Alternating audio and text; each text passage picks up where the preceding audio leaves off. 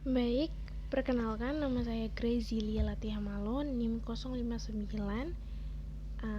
kelas H Hukum Laut. Hari ini saya akan memaparkan mengenai pencemaran lingkungan laut atau pencemaran di laut.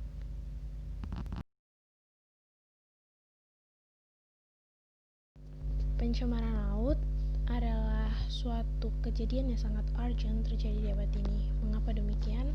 Menurut peraturan pemerintah nomor 19 tahun 99 tentang pengadilan pencemaran dan atau perusakan laut adalah masuknya atau dimasukkannya makhluk hidup, zat, energi, dan atau komponen lain ke dalam lingkungan laut oleh kegiatan manusia sehingga kualitasnya turun sampai ke tingkat tertentu yang menyebabkan lingkungan laut tidak sesuai lagi dengan baku mutu dan atau fungsinya.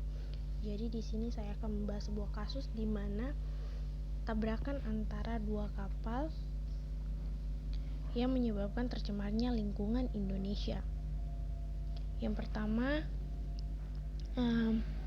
adanya kapal dari Al Yarmouk dan Liberty dan MF Sinar Kapuas dari Singapura. Tabrakan ini terjadi di perbatasan Indonesia dan Australia.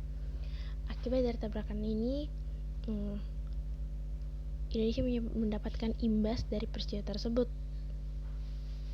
yaitu di mana Pulau Batam yang berlokasi dari tempat kejadian atau tempat kecelakaan itu sekitar 18,6 mil dari Pulau Batam.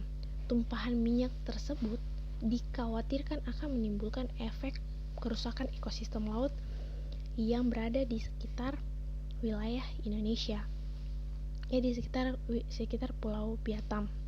Jadi dalam kasus internasional sebenarnya kasus Indonesia dapat menuntut meminta pertanggungjawaban hukum dari kapal tersebut. Hal ini dikarenakan Indonesia berdampak imbas dari tabrakan tersebut.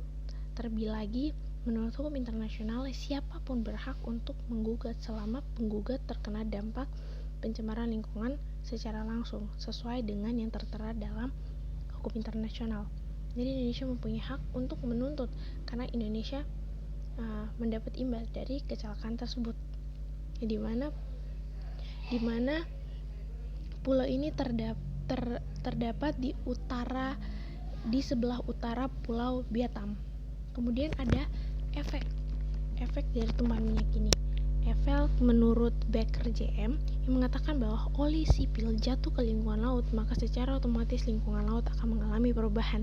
Sebagian dan daripada perubahan tersebut mengarah kepada hilangnya fraksi minyak dari permukaan laut. Meskipun ketika minyak yang tumpah itu akan terurai dari lingkungan laut, tapi hal tersebut membutuhkan waktu yang sangat lama, tergantung pada karakteristik awal fisik kimiawi minyak. Seperti itu. Kemudian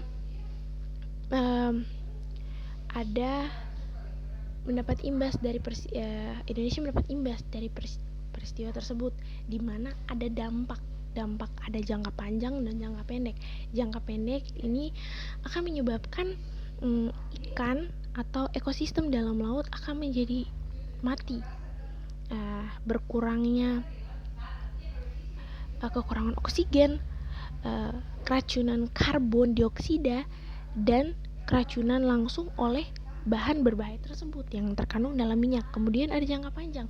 Jangka panjang di sini yaitu terancamnya biomuda, di mana minyak di dalam laut dapat termakan oleh biomuda.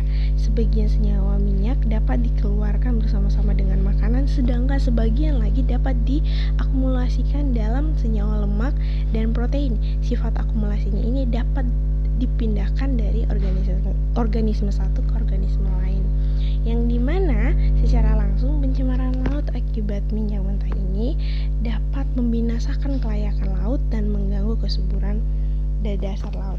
Sekian dari presentasi saya kali ini. Terima kasih.